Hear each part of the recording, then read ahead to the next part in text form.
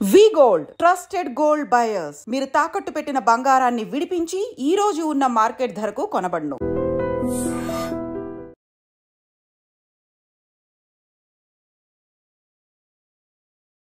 మెయిన్గా heart attacks అనేది కూడా చాలా సివియర్ కూడా అవుతున్నాయి.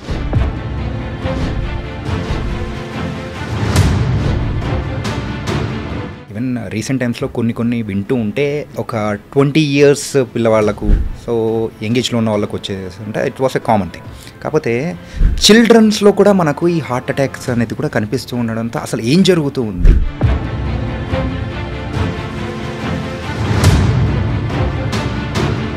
గుండె జబ్బులకి ఎందుకు ఇంత ప్రాముఖ్యత? ఒక సపరేట్ వరల్డ్ హార్ట్ డే అనేది కూడా ఎవ్రీ ఇయర్ జరుపుకుంటాం మనం. ఎందుకంటే టోటల్ వరల్డ్లో అత్యధిక మరణాలు జరిగేది గుండె జబ్బుల వల్లనే జరుగుతున్నాయి. ఇలా చాలా వ్యూస్ ఉంటాయి చాలా మందికి.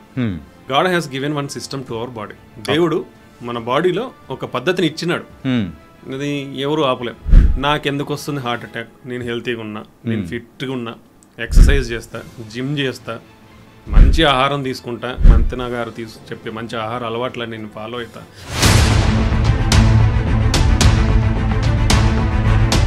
ఇప్పుడు నైట్ షిఫ్ట్స్ అనేది వాళ్ళు వర్క్ చేస్తూ ఉంటారు. సో అలాంటి వాళ్ళకి అప్పుడు వాళ్ళకి హార్ట్ డిసీజ్ ఎక్కువ వచ్చే అవకాశాలు ఉంటాయంటారు.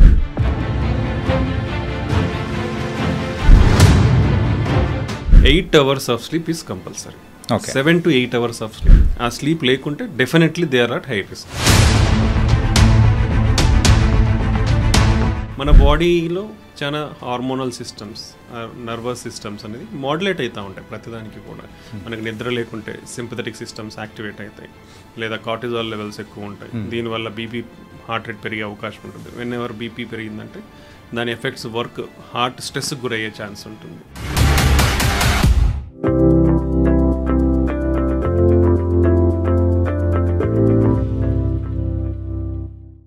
Hi guys, welcome to I Dream. నేను మీ Chanakya. Secrets of healthy life style with చాణక్యలో ఈరోజు మనము ఒక గెస్ట్ని కూడా తీసుకొని వస్తున్నాం. వారు ఎవరంటే మెయిన్గా మన బాడీ పార్ట్లో ఏదైనా ఇంపార్టెంట్ అంటే మనం ఏం చెప్తాం? హార్ట్ అంటాం కదా. హార్ట్, బ్రెయిన్ అండ్ ఇలా చాలానే చెప్పుకుంటాం. కాకపోతే అన్నిటికంటే ఇప్పుడు ప్రజెంట్ వేటి వల్ల మనం ఎక్కువగా లైఫ్ అనేది కూడా కోల్పోతున్నామంటే అది చెప్పే విషయం ఏదైనా ఉందంటే అది హార్ట్ అటాక్స్. సో హార్ట్కి సంబంధించి మనం ఎలాంటి జాగ్రత్తలు తీసుకోవాలి? యూజువల్గా ఈరోజు మనం డిస్కస్ చేయబోయే ఈ పాడ్కాస్ట్లో స్టంట్ ఎప్పుడు వేయించుకోవాలి, అండ్ అలాగే హెల్తీ లైఫ్ స్టైల్ కోసం మనం తీసుకోవాల్సిన జాగ్రత్తలు ఏంటి, అండ్ ఇంకా కొన్ని ప్యాథటిక్ బయట జరుగుతున్న సంఘటనలను ఒకటి తలుచుకుంటూ ఉంటే ఏజ్ గ్రూప్తో సంబంధం లేకుండా చాలామంది కూడా హార్ట్ అటాక్స్ ద్వారా చనిపోతున్నారు. అసలు ఎందుకు ఇలా జరుగుతుంది? ఇలా బోల్డ్ అని సంగతులు అనేది కూడా ఈరోజు మనతో పాటు మాట్లాడడానికి సీనియర్ కార్డియాలజిస్ట్ లక్కిరెడ్డి కిరణ్ కుమార్ రెడ్డి గారు ఇప్పుడు మనతో పాటు ఉన్నారు. మరి ఈ డౌట్స్ అన్నీ కూడా మరి సార్నే అడిగి తెలుసుకుందాం. మరి సీనియర్ కాబట్టి చాలా మంచి సూచనలు కూడా ఆయన దగ్గర నుంచి కూడా మనం తీసుకొని వాటిని మనం పాటిద్దాం. ఓకేనా? Hi sir. హాయ్ అండి. సార్ ఎలా ఉన్నారు? Fine, good. సో సార్, ఈ పాడ్కాస్ట్ ద్వారా ఏంటంటే సో చాలామందికి తెలిసిన విషయాలే, కాకపోతే అది మీలాంటి వాళ్ళు చెప్తే అది ఇంకా చాలా ప్రామినెంట్గా ఉంటుంది. మెయిన్గా హార్ట్ అటాక్స్ అనేది కూడా చాలా సివియర్ కూడా అవుతున్నాయి. ఈవెన్ రీసెంట్ టైమ్స్లో కొన్ని వింటూ ఉంటే ఇంతకుముందు వన్స్ అపాన్ ఎ టైమ్ ఒక 20 years పిల్లవాళ్ళకు, సో యంగేజ్లో ఉన్న వాళ్ళకు వచ్చేసి అంటే it was a common thing. కాకపోతే చిల్డ్రన్స్లో కూడా మనకు ఈ హార్ట్ అటాక్స్ అనేది కూడా కనిపిస్తూ ఉండడంతో అసలు ఏం జరుగుతూ ఉంది, ఎందుకు ఇలా జరుగుతుంది? మెయిన్గా ఇలా లాట్ ఆఫ్ థింగ్స్ అనేది కూడా వస్తుంది. So first will start with so heart attacks. యూజువల్గా హార్ట్ అటాక్స్ అనేది కూడా సో ఏజ్ గ్రూప్ వాళ్ళకు వస్తూ ఉంటుంది మెయిన్గా. This is very important. నేను పబ్లిక్ ఎడ్యుకేషన్ మీద I want to stress on that. ఎందుకంటే ప్రతి ఒక్కరు కూడా మెడికల్ నాలెడ్జ్ అనేది ఉండాలి. ఉంటేనే they will take care of their health. Because always మనందరికి తెలిసింది ఏంటంటే ఆరోగ్యమే మహాభాగ్యం. సో అది లేకుంటే జీవితంలో ఏది కూడా సాధించలేము మనం. సో హెల్త్ అనేది అంత ఇంపార్టెంట్. సో నియర్లీ గుండె జబ్బులకి ఎందుకు ఇంత ప్రాముఖ్యత? ఒక సపరేట్ వరల్డ్ హార్ట్ డే అనేది కూడా ఎవ్రీ ఇయర్ జరుపుకుంటాం మనం అనేది. ఎందుకంటే టోటల్ వరల్డ్లో అత్యధిక మరణాలు జరిగేది గుండె జబ్బుల వల్లనే జరుగుతున్నాయి. దీన్ని కార్డియోవాస్కులర్ డిసీజెస్ అంటాం. అంటే దీంట్లో heart problems plus brain stroke కూడా వస్తుంది. అంటే వాస్కులర్ అంటే ఏంటి అంటే మన బాడీలో రక్తం ప్రవహిస్తుంది కదా, మన గుండె నుంచి రక్తం ఒక ఆర్టీరియల్ సిస్టమ్ ద్వారా ప్రవహిస్తుంది, రిటర్న్లో వీనస్ సిస్టమ్ ద్వారా వస్తుంది. ఇది మేజర్ ఇంపార్టెంట్ అనమాట. అంటే ఏ మన ఆర్గాన్స్ అంటాం, అంటే లివర్ కానివ్వండి, ప్యాంక్రియాస్, కిడ్నీ, బ్రెయిన్, ఏ ఆర్గాన్ అయినా పని చేయాలంటే ఏం కావాలి?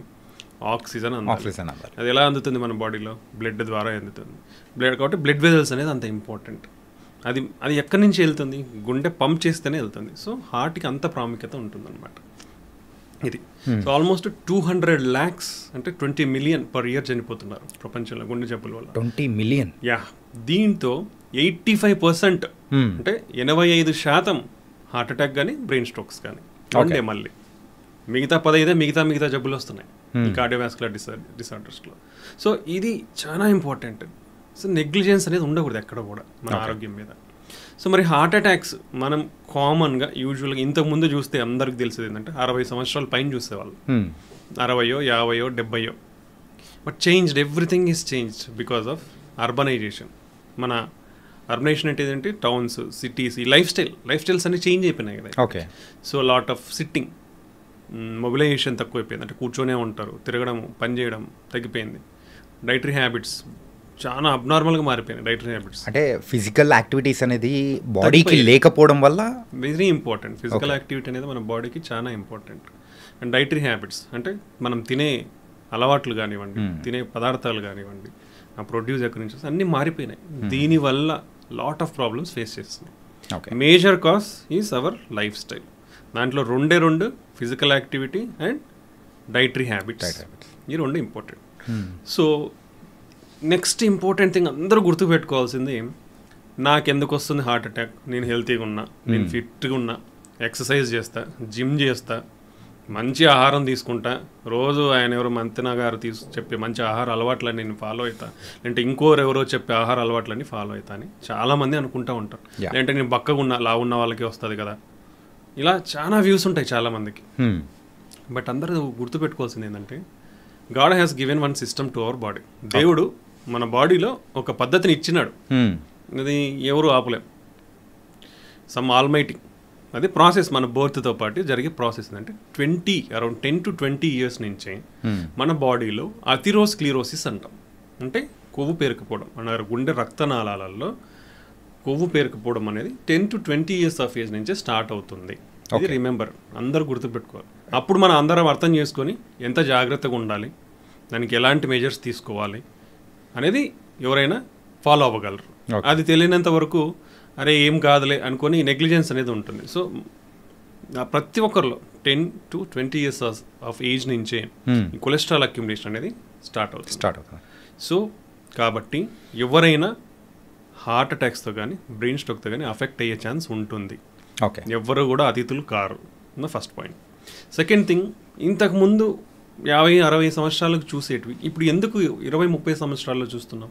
Because of our life style changes. Okay. మనం డిస్కస్ చేసినట్లు ఎక్సర్సైజ్ లేకపోవడము, ఆహార అలవాట్లు మారిపోవడం.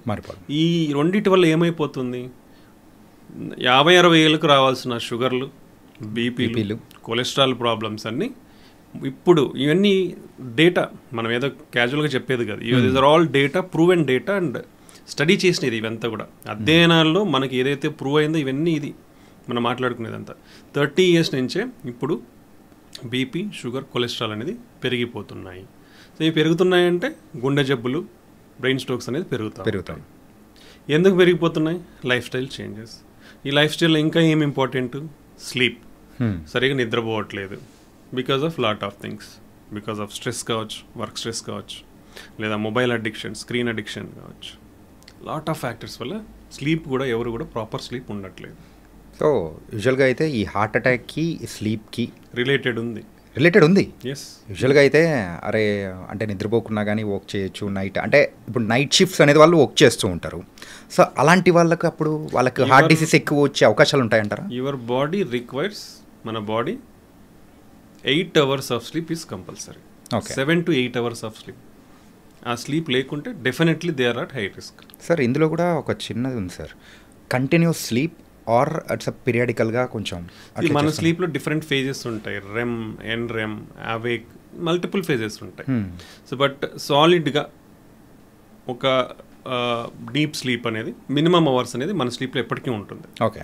సో అందుకే ఆ స్లీప్, ఆ డీప్ స్లీప్ అనేది మినిమం అవర్స్ ఉండాలంటే you should at least sleep for 7 to 8 hours. Okay. నువ్వు ఆ రెగ్యులర్ 7 to 8 hours స్లీప్ అనేది లేనప్పుడు ఆ డీప్ స్లీప్ అనేది కూడా అఫెక్ట్ అవుతుంది. మన బాడీలో చాలా హార్మోనల్ సిస్టమ్స్, నర్వస్ సిస్టమ్స్ అనేది మాడ్యులేట్ అవుతూ ఉంటాయి ప్రతిదానికి కూడా. మనకి నిద్ర లేకుంటే సింపథెటిక్ సిస్టమ్స్ యాక్టివేట్ అవుతాయి, లేదా కార్టిజాల్ లెవెల్స్ ఎక్కువ ఉంటాయి. దీనివల్ల బీపీ, హార్ట్ రేట్ పెరిగే అవకాశం ఉంటుంది. వెన్ ఎవర్ బీపీ పెరిగిందంటే దాని ఎఫెక్ట్స్ వర్క్ హార్ట్ స్ట్రెస్కి గురయ్యే ఛాన్స్ ఉంటుంది. హార్ట్ స్ట్రెస్కి గురైనప్పుడు మల్టిపుల్ చేంజెస్ అనేది జరుగుతూ ఉంటాయి. నాట్ ఓన్లీ హార్మోనల్ సిస్టమ్స్ కాదు, మన బ్లడ్ క్లాటింగ్ సిస్టమ్స్ కూడా అఫెక్ట్ అవుతాయి.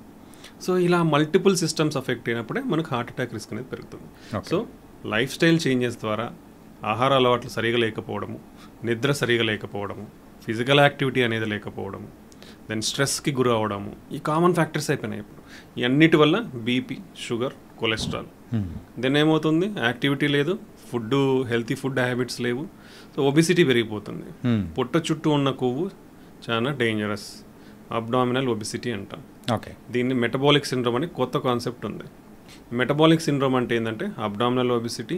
వీళ్ళలో ఏమవుతుంది, ఈ ఫ్యాట్ అనేది ఏమవుతుందంటే దాంట్లో ఇన్ఫ్లమేషన్ ఉంటుంది అన్నమాట.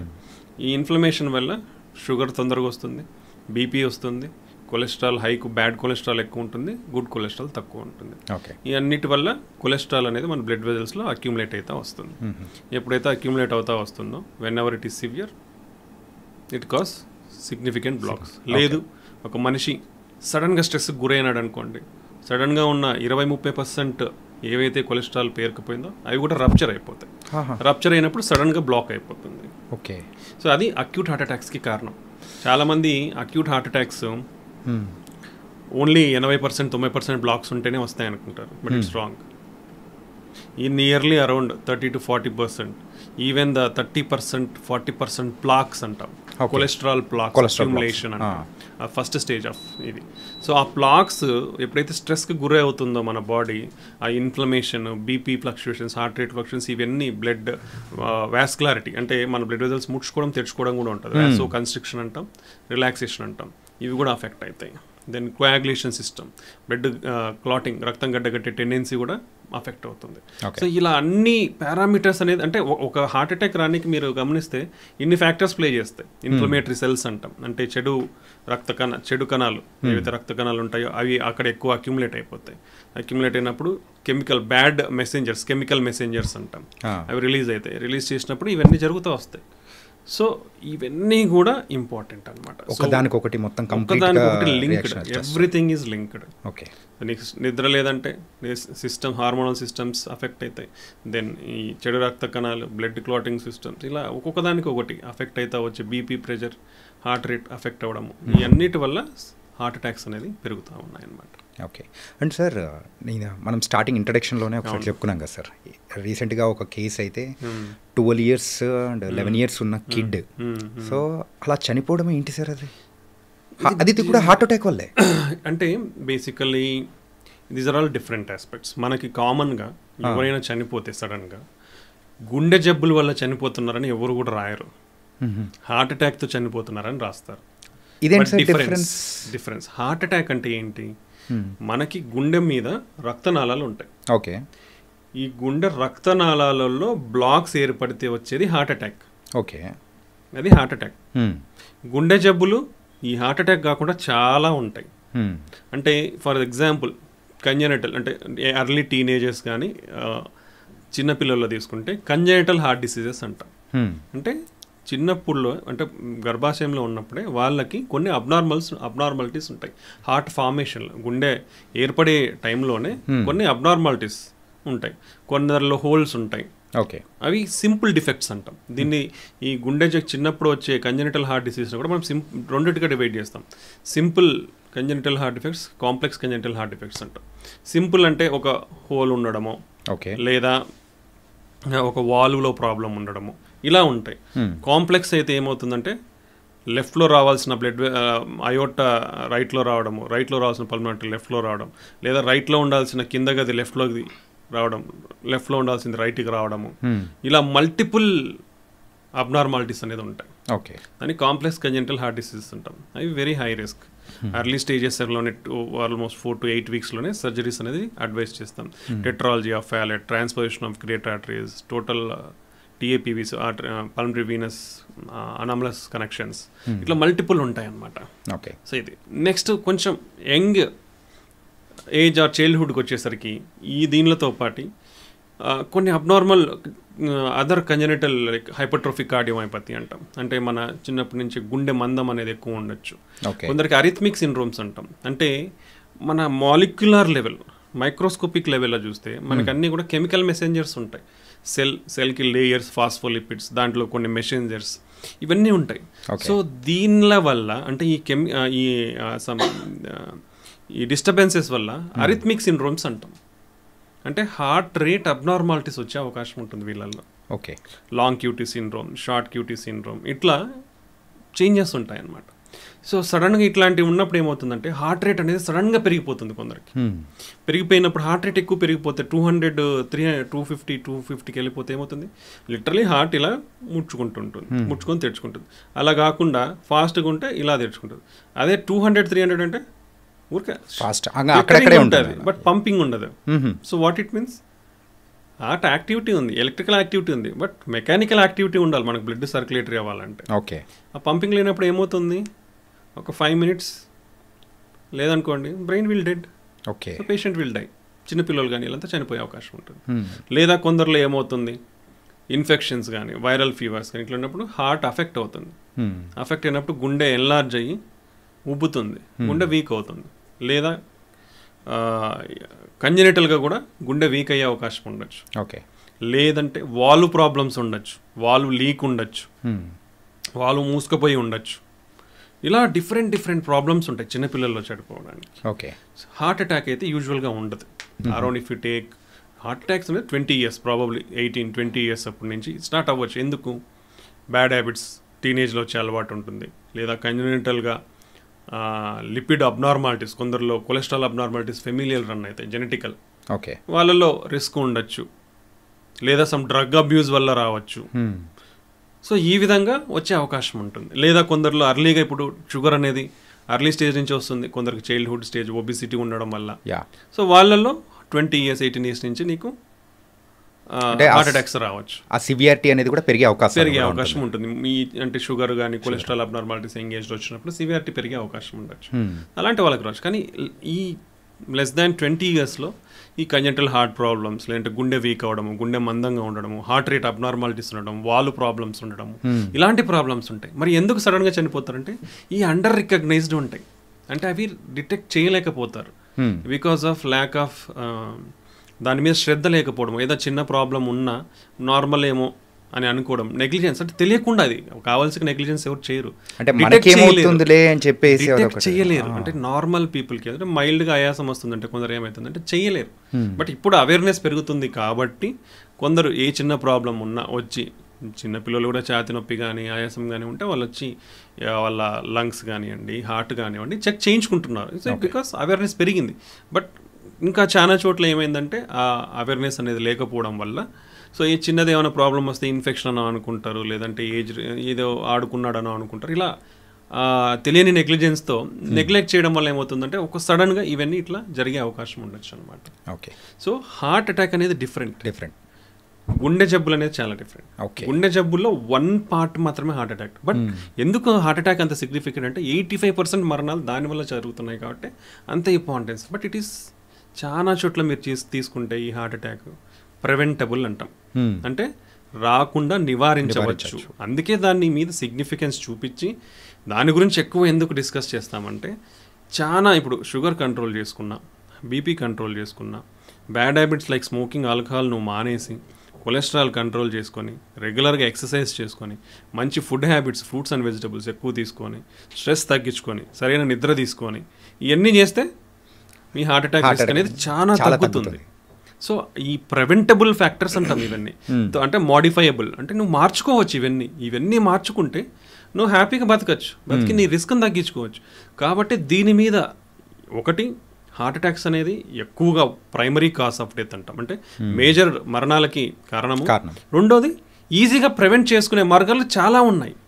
అందుకు హార్ట్ అటాక్ని మనం ఎక్కువగా జరుగుతుంది కాబట్టి దాని గురించి ఎక్కువ డిస్కస్. బట్ గుండె జబ్బులు అనేది చాలా రకాలు ఉంటాయి. మన గుండె కండరాలు అనేది ఎఫెక్ట్ అవుతుంది, హార్ట్ వాల్స్ అనేది ఎఫెక్ట్ అవుతాయి, మన గుండె పైన పొర ఉంటుంది ఒకటి పెరికార్డియం అంటాం, అది ఎఫెక్ట్ అవుతుంది, బ్లడ్ వెజల్స్, ఆర్టరైటిస్, అయోటో ఆర్టరైటిస్ అంటాము, ఇలా మల్టిపుల్ డిసీజెస్ ఉంటాయి ఓకే గుండెకి. So heart attack is different, other గుండె జబ్బులు ఈజ్ డిఫరెంట్. కానీ అంటే ఇదొకటి అందరికీ ఉండింది అనమాట, హార్ట్ అటాక్ అండ్ గుండె జబ్బులు రెండు సేమే అని చెప్పేసి అనుకున్నారు. దానికి క్లారిటీ ఒకటే హార్ట్ అటాక్ అనేది, బట్ గుండె జబ్బులు అనేది చాలా ఉంటాయి ఎలా అనమాట. సో కానీ అందరికీ ఇది కామన్ ఫెమిలియర్ టర్మ్ కాబట్టి ఏ చిన్న ఏజ్లో ఎవరు సడన్గా చనిపోయినా హార్ట్ అటాక్ వల్ల చనిపోయిందని అంటారు. బట్ అరిథ్మిక్స్ యూజువల్గా అంత సడన్గా చిన్న ఏజ్లో చనిపోతే అరిథ్మిక్ సిండ్రోమ్స్ అంటాం. ఇవన్నీ కంజెనిటల్ ఎలక్ట్రోలైట్ అబ్నార్మాలిటీస్ ఆర్ ఈ సమ్ కెమికల్ మెసెంజర్స్ అబ్నార్మాలిటీస్ వల్ల ఈ అరిథ్మిక్ సిండ్రోమ్స్ అని జరుగుతుంటాయి. కొందరిలో అరిథ్మోజెనిక్ కార్డియోమైపతి అంటాం, కొందరి టెండెన్సీ ఉంటుంది ఇలా హార్ట్ రేట్ ఎక్కువ రావడం, సిపిబిటి అంటాం. కొందరు ఎక్సర్సైజ్ చేస్తే వాళ్ళకి ఈజీగా హై హార్ట్ రేట్స్ వచ్చేస్తాయి. సో అంటే సింపథెటిక్ సర్జ్ వల్ల, సో అది ఒక జెనెటిక్ కండిషన్. ఇలా చాలా రకాలు ఉంటాయి అన్నమాట. సో అవన్నీ జాగ్రత్తగా ఏ చిన్న ఇబ్బంది ఉన్నా, యూజువల్ కామన్గా మనకి గుండె జబ్బులు ఉంటే ఏం ప్రాబ్లమ్స్ ఉంటాయి, ఒకటి టీనేజర్స్ టు అడల్ట్స్ తీసుకుంటే ఛాతి నొప్పి అందరికీ తెలిసినది. రెండవది ఆయాసం రావడం. సో ఏ చిన్న పని చేసినా ఆయాసం రావడము, లేదా నువ్వు స్ట్రెట్నెస్ ఎక్సర్సైజ్ బాగా వర్క్ చేసినప్పుడు నీ ఏజ్ వాళ్ళతో కంపేర్ చేసుకుంటే వాళ్ళు ఉండే వాళ్ళకంటే ఎక్కువ ఆయాసం ఉండడము. రెండు పడుకున్న వెంటనే ఆయాసం ఉండడము, లేదా రాత్రిపూట ఆయాసం వచ్చి ఎయిర్ హంగర్ అంటే గాలి కోసం లేచి శ్వాస పీల్చుకోవడానికి కూడా కష్టంగా ఉంటుంది, దాంతో లేచి కూర్చొని కొద్దిసేపు హాఫ్ అన్ అవర్ పీల్చుకున్న తర్వాత వాళ్ళకి తగ్గుతుంది. ప్రాక్సిస్మల్ నాక్టర్నల్ డిస్నియా అంటాం, పిఎన్డి అంటాం దాన్ని. సో అలాంటి సిమ్టమ్స్ ఉన్న వాళ్ళు కంపల్సరీ వాళ్ళు ఎవాల్యుయేట్ చేయించుకోవాలి. లేదా కొందరికి గుండె దడ తెలుస్తుంది, కళ్ళు తిరగడము. సో ఎప్పుడైతే మన గుండె వీక్ ఉంటుందో మన ఫార్వర్డ్ ఫ్లో అంటాం, అంటే పంపింగ్ ఫ్లో తగ్గిపోయినప్పుడు ఏమవుతుందంటే ఈజీగా అలసిపోవడం, అలసట రావడము, చిన్న పనులు చేసుకోవడం కూడా చేత కాకపోవడము, తల తిరగడము. సో ఇలాంటి సిమ్టమ్స్. కొందరిలో హార్ట్ వీక్ ఉంటే ఏంటంటే కాలు ఉబ్బడము, పొట్ట ఉబ్బడం, మొహం ఉబ్బడము. సో ఇలాంటి సిమ్టమ్స్ ఉంటాయి. సో ఇలాంటివి ఏ ఉన్నా ఎవాల్యుయేట్ చేసుకోవాలి. చేసుకుంటేనే మనం దాన్ని, ఎప్పుడైతే 2 స్టేజెస్ ఉంటాయి కొన్ని జబ్బులకి, రివర్సబుల్, ఇర్రివర్సబుల్. రివర్సబుల్ స్టేజ్లో నువ్వు రికగ్నైజ్ చేస్తే నువ్వు దాన్ని మళ్ళీ నార్మల్ స్టేజ్కి తీసుకొని వచ్చే అవకాశం ఉంటుంది. When ever it goes to irreversible stage, what ever you do, మనం ఓన్లీ సిమ్టమ్స్ని మాత్రం కంట్రోల్ చేయగలం కానీ ఆ జబ్బునైతే రివర్స్ చేయలేం. యూజువల్గా ఇక్కడ ఇర్రివర్సిబుల్ అని చెప్పేసి చెప్పారు. అవును. సో అది ఎలాంటి కేసెస్లో మనం చెప్పచ్చు? ఇప్పుడు హార్ట్ ఫెయిల్యూర్ అంటాం. గుండె మజిల్, యూజువల్గా హార్ట్ ఫెయిల్యూర్ అంటే మన హార్ట్ మజిల్ ఏదైతే ఉందో ఆ మజిల్ వీక్ అవ్వడం అనమాట. సో యూజువల్ కొన్ని రివర్సబుల్ కాజెస్ ఉంటాయి వీళ్ళట్లో. అంటే థైరాయిడ్ ఉన్న వాళ్ళల్లో, కిడ్నీ జబ్బులు ఉన్న వాళ్ళల్లో, లేదా రక్తం తక్కువ ఉన్న వాళ్ళల్లో, లేదా న్యూట్రిషనల్ డెఫిషియన్సీస్ B12 ఇలాంటి డెఫిషియన్స్ ఉన్న వాళ్ళల్లో, లేదా ఆల్కహాల్ తీసుకునే వాళ్ళల్లో. సో కొన్నిసార్లు డెలివరీ అయ్యే టైంలో గుండె వీక్ అవ్వడం, ఇలా కొన్ని కండిషన్స్ ఉంటాయి. ఒకసారి నువ్వు సడన్గా స్ట్రెస్కి గురైనా నీ గుండె వీక్ అయిపోతుంది. Like similar to heart attack. వాళ్ళకు కొరనరీ యాంజియోగ్రామ్లో రక్తనాళాలు నార్మల్గా ఉండొచ్చు కానీ గుండె వీక్ అవుతుంది, గుండె వీక్ అయిపోతుంది. సో ఇది అర్లీగా డిటెక్ట్ చేయాలి. డిటెక్ట్ చేసి మనం ట్రీట్మెంట్ మందులు ఇస్తే, చాలామంది మేము రెగ్యులర్గా చూస్తుంటాం కదా, కొందరు సూపర్ రికవరీ ఉంటుంది. ఈవెన్ వాళ్ళ కిడ్నీ ప్రాబ్లమ్స్ ఉంటాయి, ఆల్కహాలిక్ ఉంటారు. అంటే రివర్సబుల్ స్టేజ్. ఎంత అర్లీగా నువ్వు మ్యాక్సిమం ఆప్టిమల్ మెడికల్ థెరపీ అంటాం, అంటే ఎంతైతే టాలరబుల్ అవుతావో అంతవరకు మెడిసిన్స్ మీరు వాడుకుంటే రివర్స్ అవుతుంది. బట్ ఆల్ దీస్ ఏవైతే రివర్సబుల్ కాజెస్ ఉన్నాయో అవన్నీ కరెక్ట్ చేయాలి. అంటే ఆల్కహాల్ తీసుకునేవాడు మానేసేయాలి, థైరాయిడ్ ఏ ప్రాబ్లమ్స్ ఉంటాయి కరెక్ట్ చేసుకోవాలి, కిడ్నీ ప్రాబ్లమ్స్ని కంట్రోల్ చేసుకోవాలి, దెన్ రక్తం తక్కువ ఉంటే కరెక్ట్ చేసుకోవాలి, న్యూట్రిషనల్ డెఫిషియన్సీస్, B12 డెఫిషియన్సీ ఉంటే కరెక్ట్ చేసుకోవాలి. సో ఏవైతే రివర్సిబుల్ ఫ్యాక్టర్స్ ఉంటాయో అవి కరెక్ట్ చేయాలి. మళ్ళీ సైమల్టేనియస్లీ హార్ట్ ఫెయిల్యూర్ మెడికేషన్స్ వాడుకుంటే రివర్స్ అవుతాయి. But irreversible stage, severe dysfunction అయిపోయింది అనుకోండి, ఆ స్టేజ్ తర్వాత నుంచి బయటికి రావడం కష్టం. లైక్ హార్ట్ పంపింగ్ ఫంక్షన్ అనేది లెస్ దెన్ 35%, 30% అయితే ఇట్స్ వెరీ డిఫికల్ట్. అప్పుడు మీరు అన్నట్టు ఇర్రివర్సిబుల్ స్టేజ్. వాళ్ళలో మందులు సిమ్టమ్స్ కంట్రోల్ చేయడం వరకే కుదురుతుంది తప్ప మళ్ళీ దాన్ని నార్మల్ చేయడానికి కుదరదు. ఓకే. అండ్ సార్ రీసెంట్ టైమ్స్లో కూడా మనము బాగా వింటున్నది ఆఫ్టర్ కరోనా ఈ హార్ట్ అటాక్ అనేది కూడా ఎక్కువ అయిపోయాయి. ఈవెన్ చాలామంది కూడా మనం చూసాము, కొన్ని వీడియోస్ అయితే కూడా బాగా వైరల్ అయిపోయాయి. డాన్స్ వేస్తూ పడిపోయి అండ్ చనిపోవడం అనేది కానీ, లేదన్నా నార్మల్గా ఉన్నా కానీ అందరి మధ్యలో ఉండి నిలబడినా కానీ సడన్గా పడిపోయి చనిపోతూ ఉన్న సందర్భాలు. సో అంటే ఇలాంటి వాటికి కారణాలు ఏంటి? Under recognition first point. అంటే గుర్తుపట్టలేకపోవడం. ఓకే. అంటే ప్రతి ఒక్కటి ఇంపార్టెంట్. ఫ్యామిలీ హిస్టరీ, మన ఇంట్లో వాళ్ళకి BP, sugar, cholesterol, heart attacks, particularly family history అంటే లెస్ దెన్ 55 years, అంటే మన ఇంట్లో మగవాళ్ళలో ఎవరికన్నా 55 సంవత్సరాల లోపు హార్ట్ ప్రాబ్లమ్స్ ఉన్నా, ఫీమేల్స్లో 65 సంవత్సరాల లోపు హార్ట్ అటాక్స్ వచ్చిన ఫర్దర్ జనరేషన్లో వచ్చే అవకాశం ఉంటుంది. ఎంత % ఉండే అవకాశాలు ఉంటుంది సార్? ఉండొచ్చు, depends on lot of factors. So that is significant. Family history అనేది కొలెస్ట్రాల్ అయితే ఎంత సిగ్నిఫికెంట్, షుగర్ ఉంటే ఎంత ఎక్కువ వస్తుందో 2 times షుగర్ ఉంటే 2 to 3 times హై రిస్క్ ఉంటుంది. లైక్ సిమిలర్లీ ఫ్యామిలీ హిస్టరీ ఉందనుకోండి 2 to 3 times రిస్క్ ఉంటుంది. సో ఇవన్నీ చాలా ఇంపార్టెంట్. సో ఇది ఉన్న వాళ్ళు చాలా కేర్ఫుల్గా ఎవాల్యుయేట్ చేసుకోవాలి. కొలెస్ట్రాల్ ఎప్పుడు ఫస్ట్ చెక్ చేసుకోవాలి? 18 to 20 years ఆఫ్ ఏజ్లోనే చెక్ చేసుకోవాలి. Around 18 to 21 years first cholesterol testing చేసుకోవాలి యంగ్స్టర్స్ అందరూ. ఓకే. అప్పుడు నార్మల్గా ఉంటే then you can repeat after 5 years. ఒకవేళ అంత అబ్నార్మల్గా ఉందంటే ఫ్యామిలీ హిస్టరీ ఉండొచ్చు, అది ట్రీట్ చేసుకోవాలి. సో ఇలా యంగ్ ఏజ్ నుంచే మనం హెల్త్ అవేర్నెస్ పెంచుకొని హెల్త్ స్క్రీనింగ్స్ చేయించుకుంటే, ఎందుకంటే ఇప్పుడు వాట్ ఐ టోల్డ్ 20-30 సంవత్సరాల నుంచే బీపీ, కొలెస్ట్రాల్ ఇవన్నీ కూడా పెరుగుతున్నాయి. కాబట్టి ఇవన్నీ ఎలా తెలుస్తాయి మనకు ఉన్నాయా లేదా అనేది. ఇప్పుడు ఫ్యామిలీ హిస్టరీలో షుగర్ ఉంది, డెఫినెట్లీ వచ్చే అవకాశం ఉంటుంది. బీపీ ఉంది, వచ్చే అవకాశం ఉంటుంది. సో ఇవన్నీ రికగ్నైజ్ చేసుకొని అర్లీ ఏజ్ నుంచి స్క్రీనింగ్ చేసుకోవాలి. అర్లీ ఏజ్ నుంచి స్క్రీనింగ్ చేసుకున్నప్పుడు మనకి నిజంగానే ఏమైనా ప్రాబ్లమ్స్ ఉన్నాయా లేదా తెలుస్తాయి. తెలిసినప్పుడు దాని జాగ్రత్తలు తీసుకుంటాం. కానీ but lot of people youngsters perception ఏంటంటే వీఆర్ ఆల్ హెల్తీ అనే ఫీల్ అవుతాం. అంటిల్ అన్లెస్ యూ అఫెక్ట్ అయ్యేంత వరకు అందరం కూడా హెల్తీ అని అనుకుంటాం.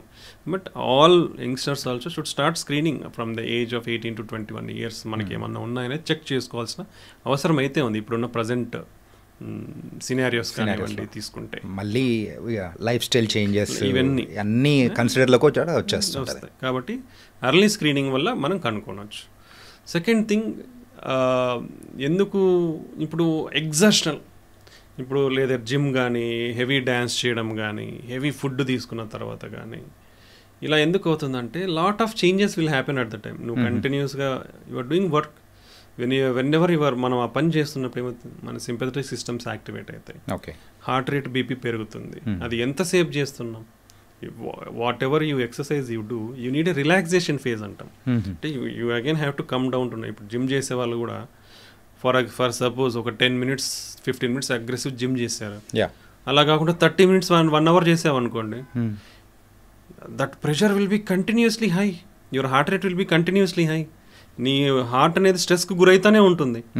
నువ్వు ఆ గ్యాప్ రిలాక్సేషన్ ఫేజ్ ఇవ్వలేదనుకోండి, you are dangerous. So even when you are doing heavy exercise or dancing or any high work, దానికి బ్రేక్ కావాలి. అది మళ్ళీ నీ పెరిగిన హార్ట్ రేటు, బీపీ ఏదైతే ఉంటాయో అవి నార్మల్కి రావాలి. అవి వచ్చినప్పుడు మళ్ళీ నీకు you can take another dose of work. Okay.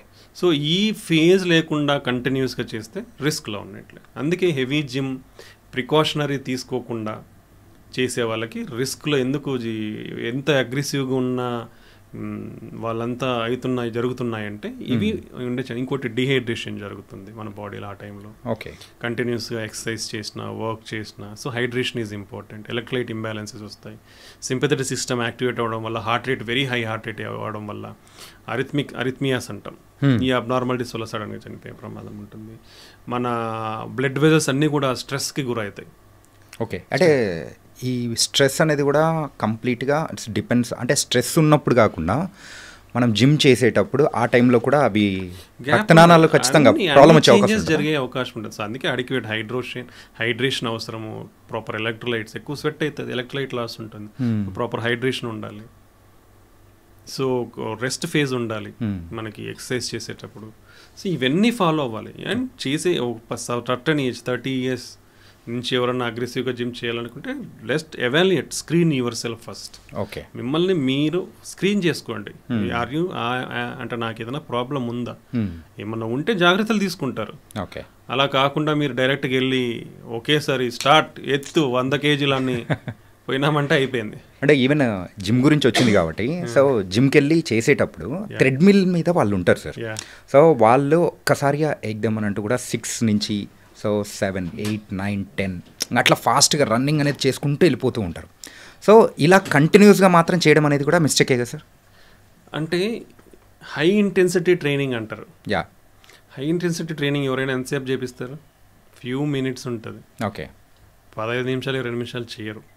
High intensity training, నువ్వు 6లో ఉన్నావు, you are going to 10, do it for 3 minutes or 5 minutes, come back to normal again. Okay, don't do. అదే చెప్తున్నా, వెన్ ఎవర్ యువర్ అసలుకి American Heart Association exercise recommendations ఏంటివి? Per week 150 minutes of moderate exercise. అది చేస్తే నువ్వు ఆరోగ్యంగా ఉంటావని చెప్తున్నారు.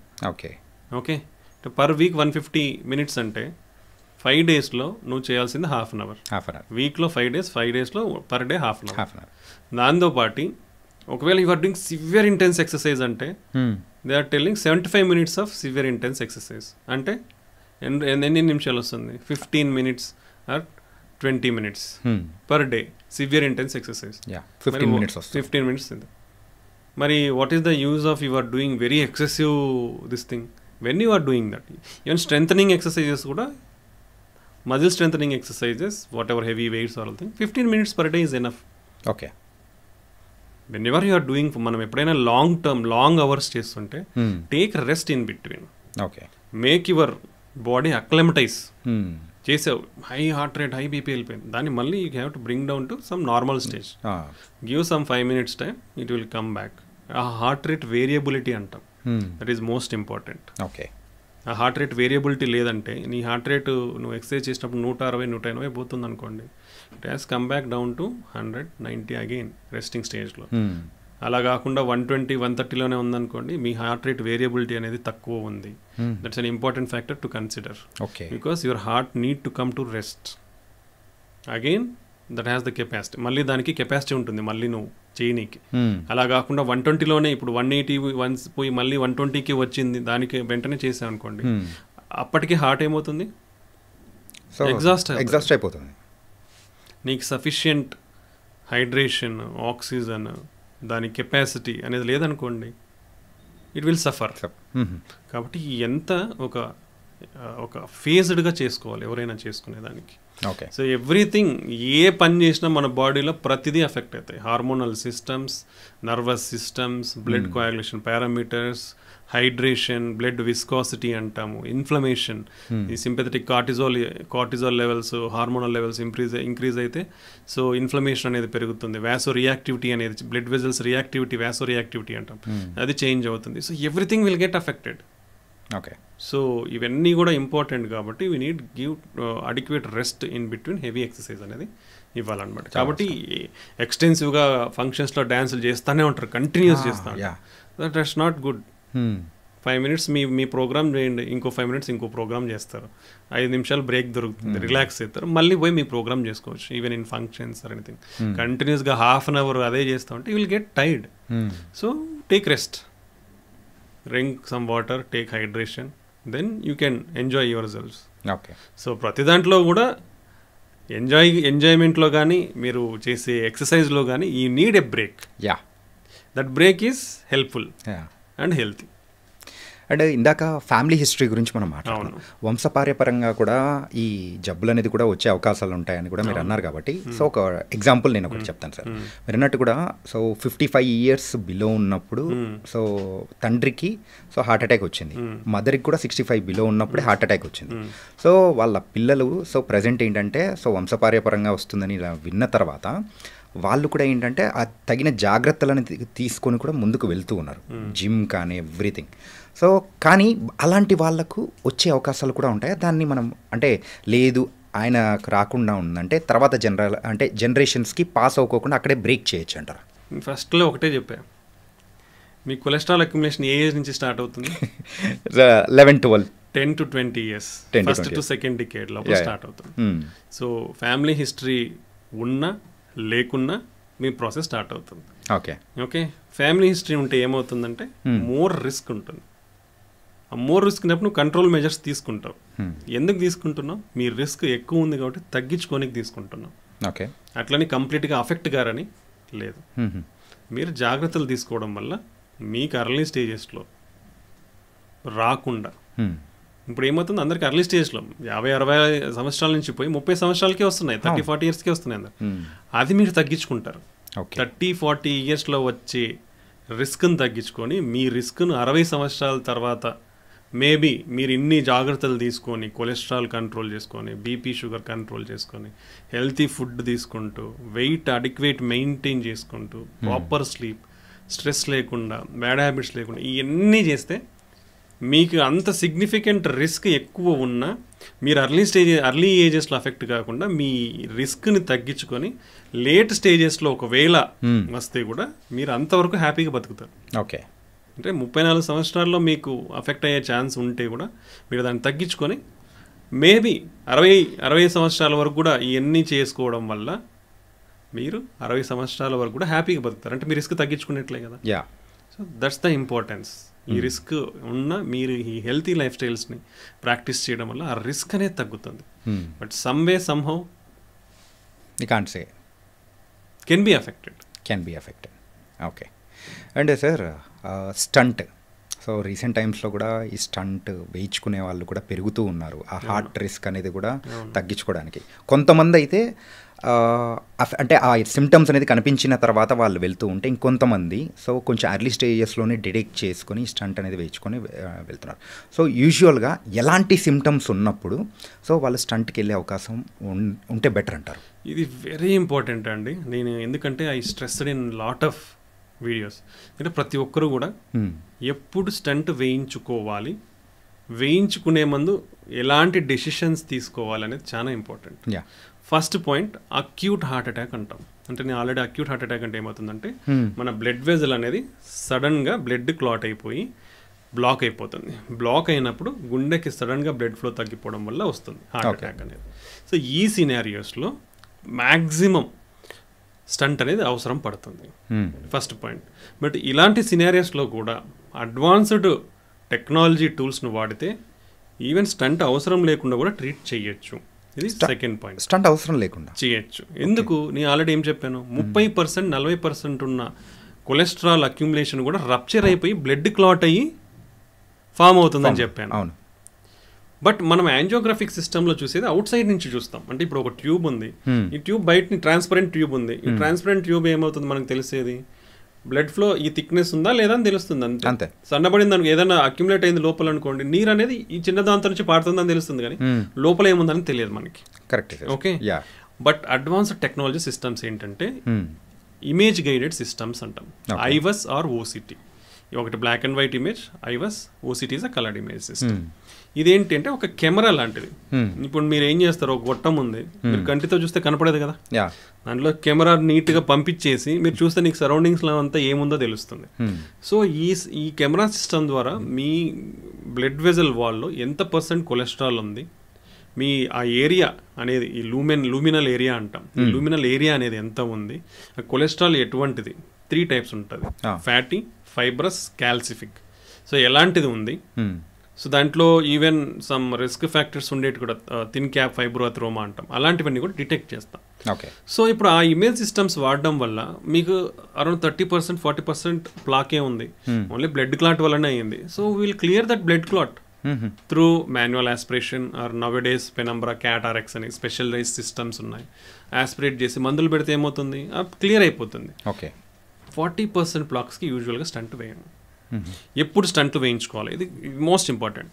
మీ గుండె రక్తనాళాలు మోర్ దెన్ 75 to 80% బ్లాక్స్, అంటే నారో. ఇది ఇప్పుడు 100% ఓపెన్ ఉందనుకోండి, ఇప్పుడు ఇది almost more than 75 to 80% narrow అయిపోయింది.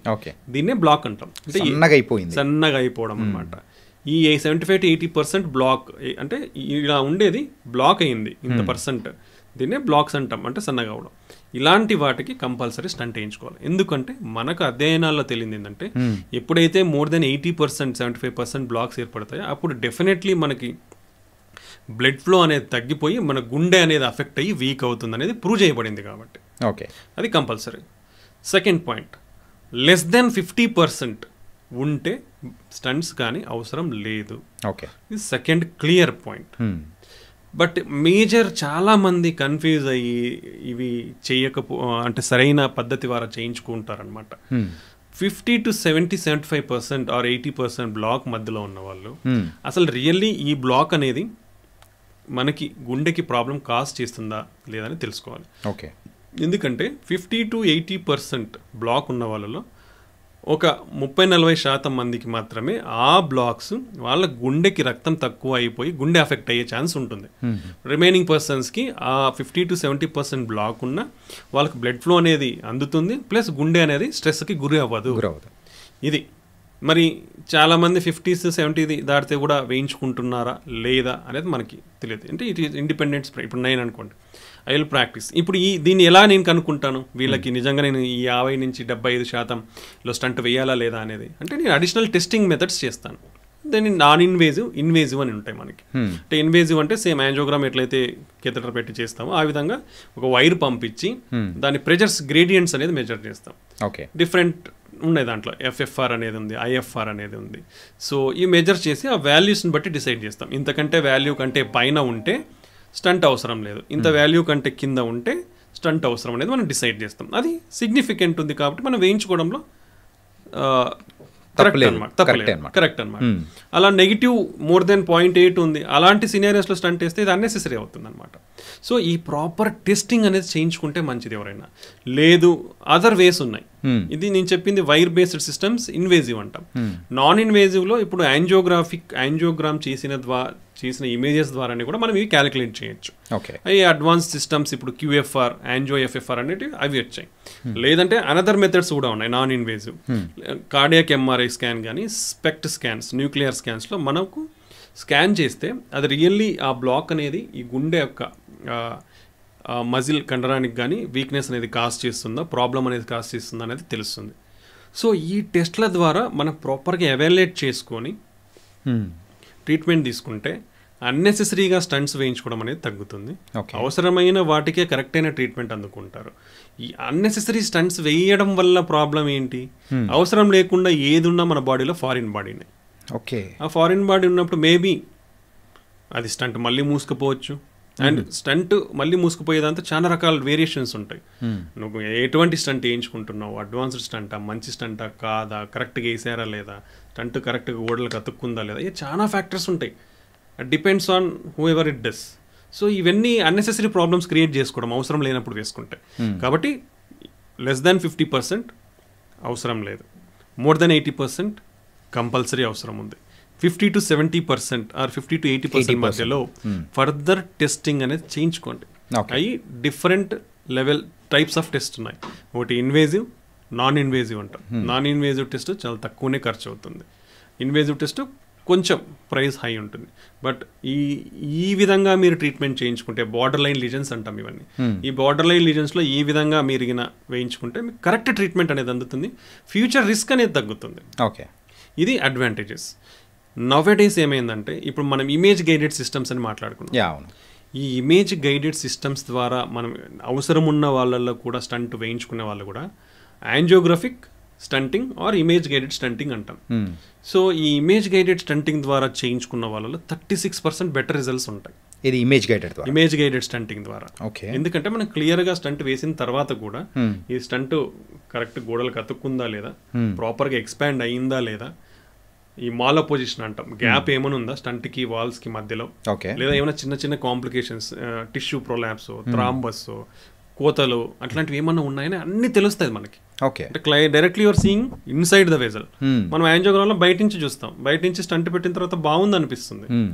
డిపెండ్స్ ఆన్ అవర్ ఎక్స్పీరియన్స్, మనకు తెలుస్తుంది బాగుందా లేదా అనేది. But still this systems proved even in experienced operators 36% better results with image guided coronary stunting. So wherever is possible ప్రతి ఒక్కరు అఫోర్డబిలిటీని బట్టి కుదిరితే ఈ విధంగా స్టంట్ వేయించుకుంటే అడ్వాంటేజ్ ఏంటంటే ఫస్ట్ థింగ్ కరెక్ట్ రిజల్ట్స్ వస్తుంది. ఫ్యూచర్లో మీకు మళ్ళీ స్టంట్స్ బ్లాక్ అయ్యే ఛాన్స్ చాలా తక్కువ ఉంటుంది. థర్డ్ థింగ్, మీరు ఆ చిన్నపాటి ఎక్స్ట్రా ఖర్చు ఇప్పుడు పెట్టుకుంటే ఫ్యూచర్లో ఎక్కువ ఖర్చు పెట్టుకోవాల్సిన అవసరం ఉండదు. ఓకే. సో ఈ అడ్వాంటేజెస్ వల్ల మీ లాంగ్ టర్మ్ లైఫ్ అనేది బాగుంటుంది. సో ఐ ఆల్వేస్ సజెస్ట్ ఇప్పుడున్న టెక్నాలజీ అంటే మనకి ఏదైనా అడ్వాంటేజెస్ ఉన్నాయంటే ఆ పద్ధతి ద్వారా వెళ్తే మన లైఫ్ బాగుంటుంది. ఇప్పుడు మనం అందరం ఇంతకుముందు నడుచుకుంటూ పోయేవాళ్ళం, తర్వాత సైకిల్ వచ్చింది, కంఫర్ట్ వచ్చింది, నెక్స్ట్ మోటార్ బైక్ వచ్చింది, ఇంకొంచెం కంఫర్ట్, పీస్ఫుల్ లైఫ్, కార్ వచ్చింది, ఇంకా సో టెక్నాలజీతో you will have good results. So అలాంటిది ఫాలో అయితే ఫ్యూచర్ బాగుంటుంది. సో పర్సనల్గా I suggest image guided coronary stunting ద్వారా మంచి రిజల్ట్స్ ఉంటాయి కాబట్టి కుదిరిన వాళ్ళు అది కంపల్సరీ ట్రై చేయండి. ఓకే. మేజర్ ఇంపార్టెంట్ అందరికి సజెస్ట్ చేసేది అవసరం ఉంటేనే స్టంట్ వేయించుకోండి, అవసరం లేకుంటే వేయించుకోవద్దు. కొన్ని సందర్భాలలో ఏమవుతుంది, already silent heart attack, blood vessel heart attack వచ్చిన తర్వాత డిలేడ్ ప్రజెంటేషన్ ఉంటారు, లేట్గా ప్రజెంట్ అవుతారు. అలాంటి వాళ్ళకి ఏమవుతుంది, గుండె వీక్ అయి ఉంటుంది, బ్లాక్ యాంజియోగ్రామ్ చేస్తారు, బ్లాక్ ఉంటుంది. గుండె వీక్ అయినప్పుడు దానికి స్టంట్ వేయాలా లేదా అనేది డిఫరెంట్ సినారియో. ఓకే. ఎందుకంటే వయబిలిటీ అనేది చూస్తాం. అంటే ఆ గుండె మజిల్ వీక్ అయినప్పుడు ఆ మజిల్ అనేది బతికి ఉందా, డెత్ అయిందా, ఇది ఎట్లా కనుక్కోవచ్చు? అది కనుక్కోవాలి. కనుక్కొనే ఆ స్టంట్ వేయాలనా లేదా ఆ టెరిటరీలో అనేది డిసైడ్ చేయాలి. సేమ్ కార్డియాక్ ఎంఆర్ఐ ద్వారా కానీ మనకు వయబిలిటీ స్కాన్స్ అని ఉంటాయి, మయోకార్డియల్ వయబిలిటీ స్కాన్స్ అంటాం. So either cardiac MRI or SPECT స్కాన్లో మనకు తెలుస్తుంది. ఓకే. ఎప్పుడైతే ఈ గుండె అంటే ఈ బ్లడ్ వెజల్ ఉంది, ఈ ఏరియా ఆఫ్ హార్ట్కి సప్లై చేస్తుంది. సో ఇప్పుడు ఈ మజిల్లో టిష్యూ అనేది డెత్ అయిపోయింది, వైబిలిటీ అనేది లేదు. అప్పుడు నువ్వు దీన్ని ఓపెన్ చేయడం వల్ల ఉపయోగం ఉండదు. ఓకే. No use. సో చేసి వేస్ట్, అన్నెసెసరీ రిస్క్, ఉండేది కూడా మూసుకుపోతుంది. Third thing unnecessary cost. Benefit లేనప్పుడు what is the use of keeping cost? అంటే ఇట్స్ లైక్ డెడ్ ఎండ్ అనమాట. అంతే. అక్కడికి వైబిలిటీ ఉంది అంటే టిష్యూ బతికి ఉంది. ఓకే. టిష్యూ బతికి ఉన్నప్పుడు ఏమవుతుంది, నువ్వు దీన్ని ఓపెన్ చేస్తే ఈ టిష్యూ అనేది మళ్ళీ కోలుకొని సమ్ పర్సంటేజ్ అలైవ్కి వచ్చేసి నీ హార్ట్ ఫంక్షన్ అనేది ఇంప్రూవ్ అవుతుంది. అలా కాకుండా ఈ టిష్యూ అనేది చనిపోయినప్పుడు నువ్వు ఓపెన్ చేసిన హార్ట్ ఫంక్షన్ ఇంప్రూవ్ కాదు. ఇంప్రూవ్ కానప్పుడు నువ్వు చేయించుకోవడం వేస్ట్. సో ఇలాంటి సినారియోస్లో ఈ ఫర్దర్ టెస్టింగ్ వల్ల you will get a proper result and your expenses will go down. Okay. నీకు బెటర్ మెడికేషన్స్ వాడే స్కోప్ ఉంటుంది. దాని ఫర్దర్ ఇది అవసరం లేదు, ఇంకోటి ఏమైనా అవసరం ఉండొచ్చు, నీకు కాస్ట్ సేవింగ్ అవుతుంది, కాస్ట్ ఎఫెక్టివ్నెస్ పెరుగుతుంది. ఇప్పుడు ఆల్మోస్ట్ 35%, 30% హార్ట్ వీక్ అయింది, బ్లాక్ ఉంది. బ్లాక్ ఉన్నప్పుడు నీ వయబిలిటీ లేదు, బ్లాక్ ఉంది, స్టంట్ వేయడం అనవసరం. బట్ ఈ 30%, 35% హార్ట్ వీక్ ఉన్నప్పుడు వీళ్ళల్లో హార్ట్ ఫైబ్రోసిస్ అనేది జరిగిపోతుంది. అంటే ఈ బ్యాడ్ టిష్యూ, స్కార్ టిష్యూ అంటాం. మనకి ఏదన్నా స్కిన్ లో అయితే స్కార్ ఫామ్ అవుతుంది కదా, అలాంటి ఫైబ్రినోజన్ టిష్యూ అనేది ఫామ్ అవుతుంది. టిష్యూ అట్లా ఫామ్ అయినప్పుడు ఏమవుతుందంటే అక్కడి నుంచి సడన్ గా హార్ట్ రేట్ పెరిగే అవకాశం ఉంటుంది. ఓకే. వాళ్ళు అలా సడన్ గా హార్ట్ రేట్ పెరిగి సడన్ గా చనిపోయే ప్రమాదం ఎక్కువ ఉంటుంది. సో అలాంటి వాళ్ళకి ఏం చేస్తాం, ఐసీడీస్ అంటాం, అంటే ఇంట్రా కార్డియాక్ డిఫిబ్రిలేటర్. యూజువల్ గా హార్ట్ రేట్ పెరిగితే ఏం చేస్తాం, షాక్ ఇస్తాం బయట నుంచి. మనందరం సినిమాలో చూస్తూ ఉంటాం, ఊరుకురుకునే ఇస్తూ ఉంటారు సినిమాలలో. బట్ అలా కాకుండా ఎవరికైతే వీళ్ళల్లో ఈ రిస్క్ ఏముంటుందంటే ఈ హై హార్ట్ రేట్ వచ్చినప్పుడు షాక్ ఇవ్వాల్సిన అవసరం వస్తుంది. బట్ వాళ్ళు ఎక్కడైనా ఉండొచ్చు, హాస్పిటల్లో ఉంటారు కదా, వాళ్ళు చేసే పనులు రిస్క్ ఉంటుంది. కాబట్టి ఇలాంటి వాళ్ళలో సో అన్నెసెసరీగా అవసరం లేని చోట స్టంట్ నువ్వు అవాయిడ్ చేసుకుంటే వాళ్ళకి ఆ ఫైనాన్సెస్ ఈ ప్రొసీజర్కి యూటిలైజ్ అవుతాయి. ఓకే. సో ఐసీడీ అనేది వేయించుకుంటే ఒకవేళ ఇన్ కేస్ దీన్ని 2 కేటగిరీలకు డివైడ్ చేస్తాం.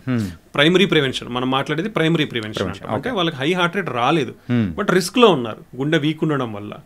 దాన్ని కూడా మనం క్వాంటిఫై చేయొచ్చు, కార్డియాక్ ఎంఆర్ఐ చేసి స్కార్ టిష్యూ ఎంత ఉంది అనేది చూసి క్వాంటిఫై చేయొచ్చు. ఓకే. సో దాన్ని బట్టి మనం వీళ్ళకి అవసరం ఉందని చేయొచ్చు. సో వాళ్ళకి ఐసీడీ పెడితే వాళ్ళకి అది బెనిఫిట్ ఉంటుంది, సడన్గా చనిపోయే ప్రమాదం తగ్గుతుంది. ఓకే. సో ఇలా అంటే ఏది కరెక్ట్గా అవసరము, ఏది అవసరం లేదనేది డిసైడ్ చేసుకోనికి మనకి లాట్ ఆఫ్ టెస్టింగ్స్, ఎంఆర్ఐ కానివ్వండి, స్పెక్ట్ స్కాన్స్ కానీ ఉన్నాయి. అలా చేయించుకొని ట్రీట్మెంట్ తీసుకుంటే కరెక్ట్ ట్రీట్మెంట్ అనేది అందుతుంది అనమాట. And last question for this podcast sir, ఏంటంటే యూజువల్గా హార్ట్ అటాక్స్ వచ్చేటప్పుడు ద సిమ్టమ్స్ అనేది కూడా ఉంటాయి అనుకుంటారు. ఏంటంటే ఆ లెఫ్ట్ హ్యాండ్ గుంజడం కానీ సంథింగ్ అది. సో అది ఎలా ఉంటుంది? సో మనం ఎక్కడ అంటే ఎవరికైనా కానీ ఏ ఏజ్ గ్రూప్ వల్ల అయినా కానీ కరెక్ట్గా ఎలా డిటెక్ట్ చేయొచ్చు అంటారు? I always tell one point, అత్యధికంగా మరణాలు దేంతో జరుగుతున్నాయని చెప్పాను నేను. ఇప్పుడు గుండె జబ్బులు అన్నాను. దాంట్లో కూడా ఏది ఎక్కువ, 85% హార్ట్ అటాక్ కానీ బ్రెయిన్ స్ట్రోక్ కానీ అని మాట్లాడుకున్నాం. రైట్. సో ఛాతీ నొప్పి అనేది ఏ ఛాతి నొప్పి అయినా మీకు ఉండనివ్వండి. ఏది ఇంపార్టెంట్, అది గ్యాస్ట్రైటిస్ ఉండొచ్చు, మజిల్ కండరాల పెయిన్ ఉండొచ్చు, ఇంకోటి ఉండొచ్చు. దీంట్లో లైఫ్ సేవింగ్ ఏంటి? Heart attack. సో మీకు ఎటువంటి పెయిన్ ఉన్నా జస్ట్ గో, వెళ్ళి ఒక ఈసీజీ తీయించుకోండి. ఎనీ ఏజ్ గ్రూప్, నేను ఎవరికైనా ఇదే చెప్తాను. ఇది డిఫరెన్సెస్ బిట్వీన్ గ్యాస్ట్రిక్ పెయిన్ ఇవన్నీ మాట్లాడుకోవచ్చు, బాగానే ఉంటుంది. But what is life saving? Heart attack. So అది ఎట్లా డిటెక్ట్ చేస్తాం? Simple way of detecting heart attack ఏంటి? ఈసీజీలోనే డిటెక్ట్ చేస్తాం. ఓకే. సో ఒక ఈసీజీ దించుకుంటే ఈజ్ అ వెరీ సేఫ్. దాంట్లో హార్ట్ అటాక్ డయాగ్నోజ్ అయిందనుకోండి, ఇమీడియట్గా ట్రీట్మెంట్ తీసుకొని మీరు లైఫ్ బాగుంటుంది. అదే నెగ్లెక్ట్ చేస్తే గ్యాస్ట్రిక్ పెయిన్ అనో మజిల్ పెయిన్ అనో యువర్ లైఫ్ విల్ గో, అయిపోతుంది, అంటే ప్రాణం పోతుంది. కాబట్టి హార్ట్ అటాక్ వల్ల యూజువల్గా వచ్చే నొప్పి మనకి ప్రెషర్, అంటే గుండె మీద ఒక 100 kg బరువు పెట్టినట్టు, లేదా ఒక మీరు క్రౌడ్లో ఉన్నప్పుడు ముందర వెనకాల స్క్వీజ్ చేస్తారు మిమ్మల్ని, ఆ బరువు తెలుస్తుంది అనమాట. దట్ ఈస్ టిపికల్ యూజువల్గా. సో అలా ఎయిర్ హంగర్ అంటే అది ఉన్నప్పుడు మీకు ఒక 100 kg బరువు ఉన్నప్పుడు ఏమవుతుంది? ఊపిరాడని సెన్సేషన్ ఉంటుంది. దెన్ చెమటలు పడతాయి, సింపథెటిక్ సిస్టమ్స్ యాక్టివేట్ అయిపోయి మేబీ పెయిన్ ఇలా మన ఎడమ చేతికి లాగొచ్చు, మెడకు ఉండొచ్చు, పొత్తి కడుపు వరకు కూడా లాగొచ్చు. సో ఇది టిపికల్. బట్ మేబీ ఈ టిపికల్ ప్రజెంటేషన్ కాకుండా జస్ట్ కూర్చున్నట్లు అవ్వడము, లేదో నలతగా ఉండడము, నొప్పి ఉండడము, బర్నింగ్ సెన్సేషన్ ఇలా కూడా ఉండొచ్చు. అది గ్యాస్ట్రిక్ కింద కూడా కొంచెం అపోహలు చెప్పాలి. అదే నేను ఏం చెప్పినాను ఇప్పుడు, యూజువల్గా బర్నింగ్ సెన్సేషన్ అంటే గ్యాస్ట్రిక్ అనే చెప్తాం. But even heart attack pain may also represents like that. Okay, అలా కూడా ఉండే అవకాశం ఉంది. దట్స్ వై మాట్లాడుకోనికి ఎన్నైనా చెప్పచ్చు. But what is life saving? Heart. ఇది నార్మల్గా ఉంది ఈసీజీ అన్న తర్వాత మీరు ఎంత కూల్గా అయినా గ్యాస్ట్రైటిస్కి ఇంజక్షన్లు తీసుకోవచ్చు, మళ్ళీ ఎండోస్కోపీ చేయించుకోవచ్చు, దానికి ట్రీట్మెంట్ పడుకోవచ్చు, అంతే అన్ని బాగా చేసుకోవచ్చు. బట్ ఇక్కడ నెగ్లెక్ట్ చేస్తే ఏమవుతుంది? ప్రాణం పోతుంది కదా. రైట్. సో ఇది ఇంపార్టెంట్. సో ఎటువంటి పెయిన్ అయినా మీకు పర్టికులర్లీ ఏజ్ ఉన్న రిస్క్ ఫ్యాక్టర్స్ మనం అన్ని ఏవైతే మాట్లాడుకున్నామో అవన్నీ ఉంటే ఎప్పుడు 30 సంవత్సరాలు దాటితే నెగ్లెక్ట్ చేయొద్దంటే ఎనీ టైం ఈసీజీ దించుకోండి. ఈసీజీలో హార్ట్ అటాక్ ఉంటే క్లియర్గా ట్రీట్మెంట్ అందుతుంది, లేదంటే యువర్ హ్యాపీ, ఇంజక్షన్లో ట్యాబ్లెట్స్ తీసుకొని తగ్గుతుంది. సో ఇక్కడ ఈ నెగ్లిజెన్స్ అనేది ఎవ్వరూ కూడా పాటించద్దు. దానివల్ల మీ ప్రాణాన్ని కోల్పోతారు, నెగ్లిజెన్స్ ఉంటుంది. రైట్. సో అది వదిలేస్తే మీ లైఫ్ సేవ్ అవుతుంది. అసలుకే మోసం వచ్చేస్తుంటుంది. So it's a very simple, cost కూడా తక్కువే ఉంటుంది. సో అది ఎవరికి కూడా బర్డెన్ అయితే కాదు. లేదా నీకు ఎక్కడికి పోయినా హాస్పిటల్స్ అనేది గవర్నమెంట్ ఉన్నాయి కాబట్టి ఎక్కడికైనా తీయించుకోవచ్చు. సెంటర్, డయాగ్నోస్టిక్ సెంటర్స్ కానీ ఎక్కడైనా తీస్తారు. కాబట్టి ఎవరు నెగ్లెక్ట్ చేయొద్దు. ఛాతి నొప్పి, నెగ్లిజెన్స్ వద్దు. Okay, nice sir. అండ్ ఈరోజు అయితే మెయిన్గా సో అసలు హార్ట్ అటాక్స్కి సంబంధించి కానీ అండ్ ఇంకా బోల్డ్ అని డిస్కస్ చేసుకోవడానికి ఉన్నాయి.